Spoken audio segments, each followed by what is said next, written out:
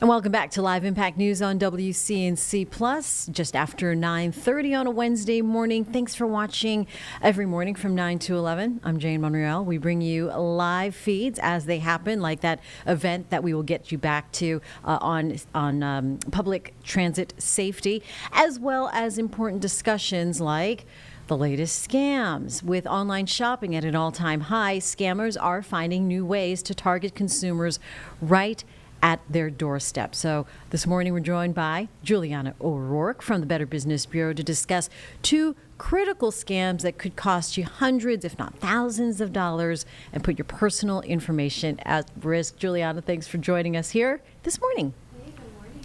Yeah, so all right, let's talk about the first scam here when it comes to delivery scams. What exactly you're talking about? Yes, so delivery scams are very prominent during the holiday season, but as you mentioned, online shopping has really skyrocketed the last couple of years. I know I have lots of things just on Amazon, subscribe and save, I have so much. Things just show up all the time. And so delivery scams have become really prominent, and there's a couple different angles that scammers use when it comes to delivery scams. So first of all, you might get a text message that says, some random information about how your package is not going to show up, it's delayed, it's here, there, wherever, and they want you to click on a link.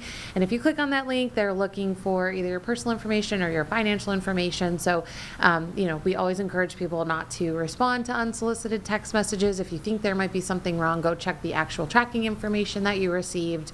But that is one way that scammers are essentially working with these delivery scams, if you will. So if they get this text, what should people be looking for? Because it kind of looks legit on your phone. Yeah, sometimes they look legit. Sometimes they're very nefarious where they don't really have a lot of information. It just says, oh, your delivery can be delivered. We don't have the right address. We don't have, this information or that information. Here's a link, but it doesn't say, which provider it is. It doesn't say what package.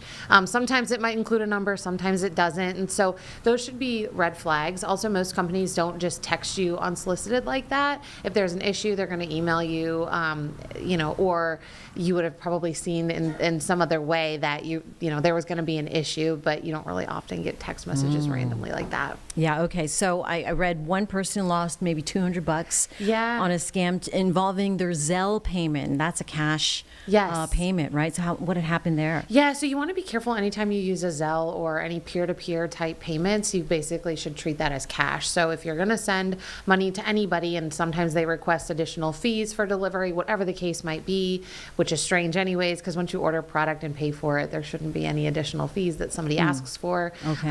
But they're using that tactic to try to get your funds. But yeah, we always remind people never pay with peer-to-peer payments, especially if you don't know the person, because you're not going to get your money back. All right. So you said if they do suspect something happening, what should they do? And then what should they do if they've already fallen victim to hitting one of those links? Yeah. So if you've fallen victim to one of those links, especially if you've provided your personal or your financial information, you probably want to reach out to one of the 3 credit bureaus, if not all of them, to freeze your credit report. Of course, reach out to the financial institution for, whichever way you sent the funds.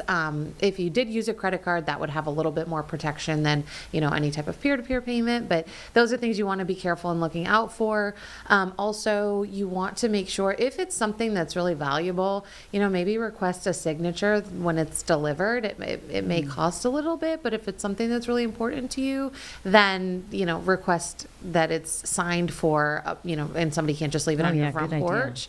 We also know that people get packages stolen from their front porch. So if you know there's a delivery window or a day or time that something's going to be delivered, make sure it doesn't sit on your porch. If it's, whether you have a neighbor come grab it for you, if you need to be home during that time. But we encourage people to not leave packages just sitting on the porch. Yeah. Something that important. You want that picked up right away by yourself or someone you know.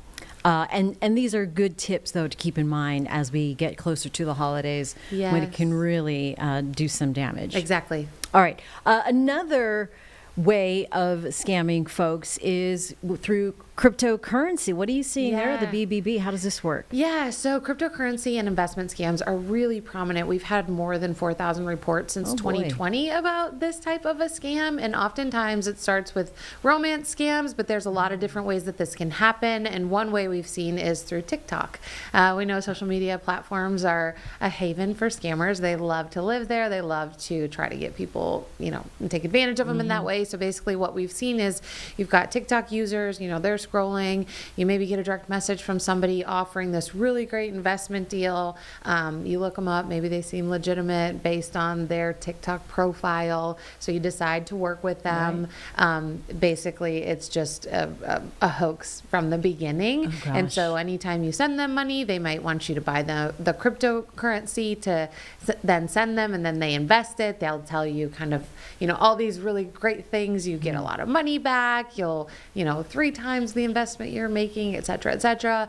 But then when you want to get your money back or pull those funds out, they hit you with all these random fees. And if you pay one fee, then they ask for another fee. And basically, long story short, you never get your money back. Oh my goodness. Who are the typical targets for this kind of scam? Anybody. I mean, they really will target anybody that's willing to engage with them or, listen. We always encourage people, again, don't interact with people that reach out to you randomly that you don't know for this particular reason. And if somebody does reach out to you, first of all, if the deal is too good to be true, that's because it normally is. We also encourage people to do their research outside of those particular platforms. So maybe you looked at their account on TikTok and it looked good, but go out to Google and search that person's name, search their account. What are other people saying? Because if this is somebody that's actually doing investments, there's going to be other people that have things to say, especially if they were already scammed. Then, there's a lot of people that are going to be making comments on social media so that, at least other people don't get taken advantage of like they did. Oh my goodness. So many things to watch out for. But yeah, Yeah. I mean, don't really do anything that's unsolicited. Exactly. Is the key And, here. investments are an interesting one because they're so monitored by the government in general. And so, if somebody's just saying they're doing investment work for you, you should be able to find a lot of information about them. Right, right. All right, so do not fall for any crazy links or Yeah. TikTok messages trying to seduce you, because it is a bit of a seduction, trying to yeah. get you more rich or more wealthy. Any other protections that people need to know about for either scam, whether it's delivery or cryptocurrency investments? With the investment scams, if you're really interested in investing, reach out to a financial advisor. You can find one on bbb.org, an accredited one, so you know that they've gone through our accreditation process. And as always, another big tip, if it's too good to be true, that's because it is. Yep. But anytime somebody really pressures you into something and they are saying you have to act now, it must be done, today, that's also a red flag, because if something is that great, it won't be available for only one day. So. All right. Yeah. Peer pressure was something in high school, maybe. Yes, And these aren't yes. even your peers. So don't Exactly. fall for it. All right. Juliana O'Rourke from the Better Business Bureau, always giving us some good advice, good tips. So you are not asking for yourself, where's the money? Where's my money? Where did I lose it? Don't do it. All right. Thanks, Juliana. Thank you.